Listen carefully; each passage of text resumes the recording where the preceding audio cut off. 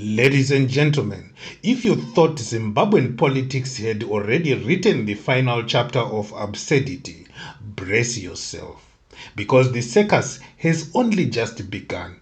We start with an urgent message that was broadcasted by Comrade Blessed Geza, who dropped a political bombshell claiming that Temba Mliswa was yesterday morning stuffed with brown envelopes at Emerson Mnangagwa's private Borodale offices. The mission? A full-blown smear campaign against Vice President Constantino Chiwenga. As if our politics weren't already dripping in betrayal and double-crossing, Mliswa then conveniently staged a press conference to earn his allowance. And as usual, at 20:30 hours in the evening yesterday, Blessed Geza addressed the nation on these shady dealings. The rest of us were left wondering if the Borodale office has now turned into the official ATM of ZANU PF politics, dispensing cash and chaos in equal measure. But the biggest bombshell of all was dropped not on Twitter, not on YouTube, but in the hallowed chambers of ZANU PF's Central Committee, where Mnangagwa, visibly cornered, abandoned his dream of a 2030 term extension.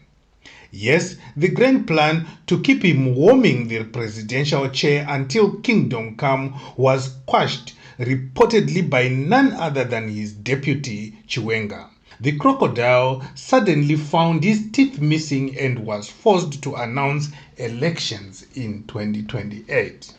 Word from inside the meeting is that Chiwenga came armed with a dossier fat enough to stun even the most loyal party cadres, exposing Mnangagwa's chosen successor, Kudakwashe Tagwirei, for looting billions through Sakunda holdings.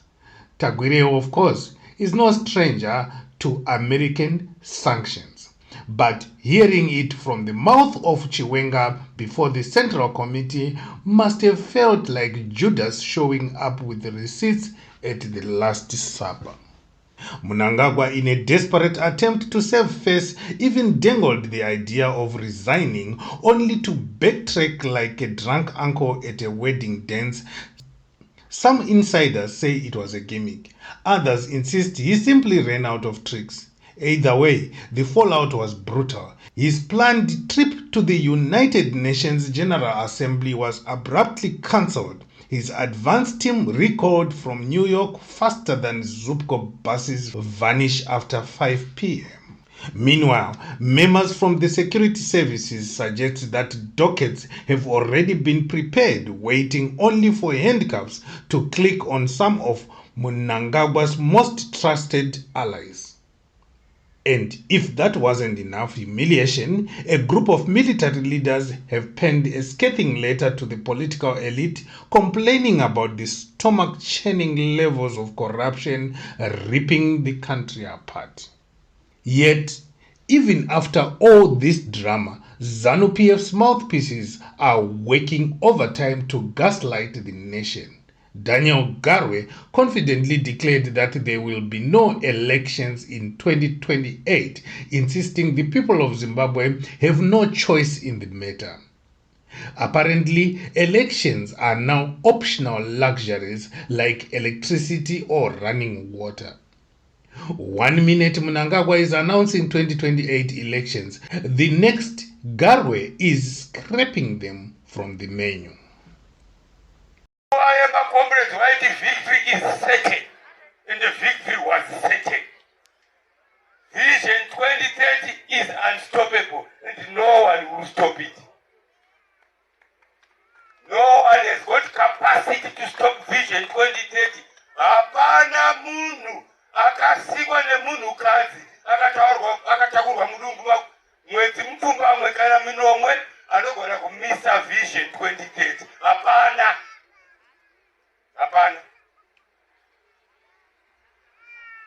Pane mwanga achindikudza hope dzaakaona maurano ndichazokudza yangu mambo musarurwa nakomeri Chinyanga kuti pane murume mukuru asina kurara achitanhaura kuundura huku mhenyu nhema achiundura nhasi manheru apfuura achindura huku ndinoda kuti ndipinde ndizotonga.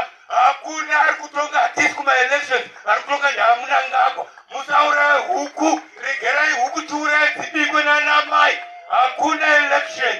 DCC wazvinzwa, there are no elections. Tiri kuenda kugora 2030 tichivaka nyika vachida vasingade kusoda kana kusasoda. We are unstoppable. Kana pana akutya ndinogona kupfeka bhachi reufundisi ndobva ndati ngauya apfuga.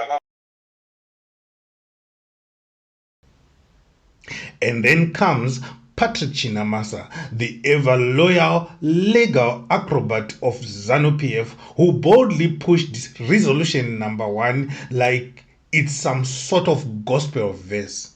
He insists Mnangagwa's tenure must go beyond 2030, forever if possible, because apparently without ED at the helm, Zimbabwe's growth and development will collapse into dust. Funny how their definition of growth and development looks exactly like poverty and collapse to everyone else.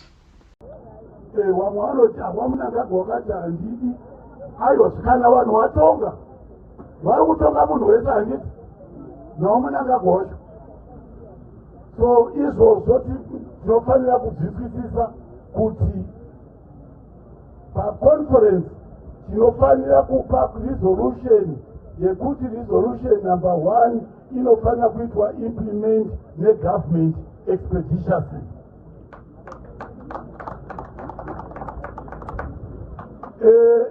Ndinotenda pamaresolution edu mataura zvakawanda izvo tinoda kuti zviitwe mumanikalenzi zvebypass yatotanga.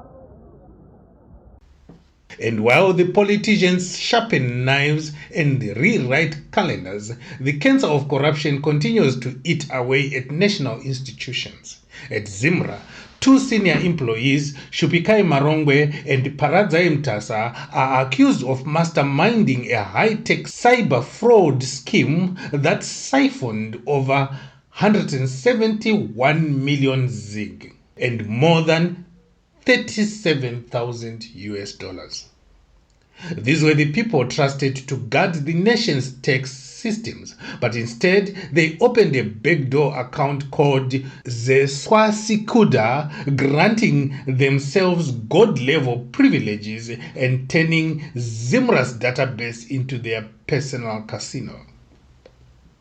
They then recruited clearing agents across the country, created fake deposits, and pocketed millions while the tax collector stared blankly at phantom money. If true, this makes them not just thieves, but innovators in the art of plunder, stealing so efficiently you almost wonder why government didn't just make them ministers. In Bulawayo, former Highlanders CEO Brian Busani Moyo has been convicted of fraud after pocketing US 2,000 from a botched player transfer scam. The man lied about the cost of a deal, pocketed the difference, and split the spoils with his accomplice. His punishment, 18 months behind bars, all suspended under conditions so light they read like a slap on the wrist. Community service and a partial restitution plan will wipe the slate clean, proving once again that in Zimbabwe, if you're still big enough, you don't go to jail. You go to do chores. Let me remind you that there are people that are in jail accused of stealing toilet paper from shops. But not all stories end with political theater or suspended sentences. We mourn the passing of Justice Moses Chinhengo, a former High Court judge of Zimbabwe who died in Masvingo at 71. He was a legal giant who went on to serve across the region in Lesotho, Botswana, and Namibia. Colleagues hailed him as a principled gentleman and fine jurist who demanded rigor from practitioners. His death leaves a void in the legal fraternity, A reminder that while politicians tarnish institutions, there remain men and women who give the law its dignity. Turning to international news, all eyes are on Malawi, where more than 7 million citizens cast their votes, only for the Electoral Commission to sit on the results like a broody hen. Opposition parties, civil society, and international observers are now demanding transparency, warning that delays could stoke unrest. Unofficial tallies hint at former President Peter Mutharika edging ahead of incumbent Lazarus Chakwera, but under Malawi's constitution, official results must be declared within 7 days. The EU, SADC, and local watchdogs are calling for openness, reminding the MEC that tampering with the will of the people is a fast-track ticket to chaos. And finally, sports, where Zimbabwe has found a new hero on the track.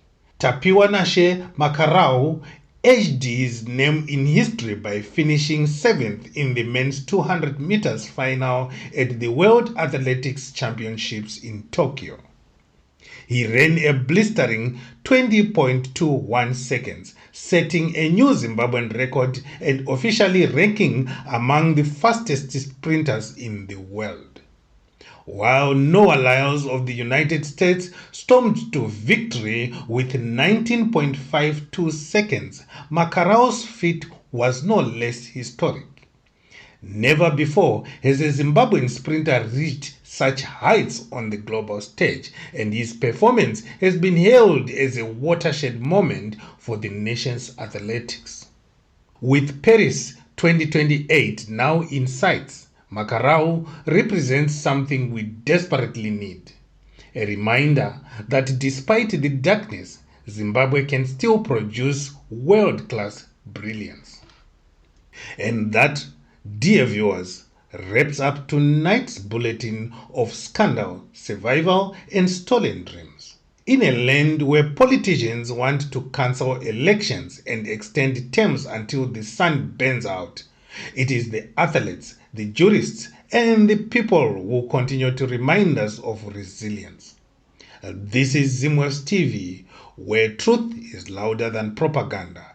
Don't just watch, join the movement. Hit that subscribe button, because the more voices we gather, the harder it becomes for the crocodile to silence the tide.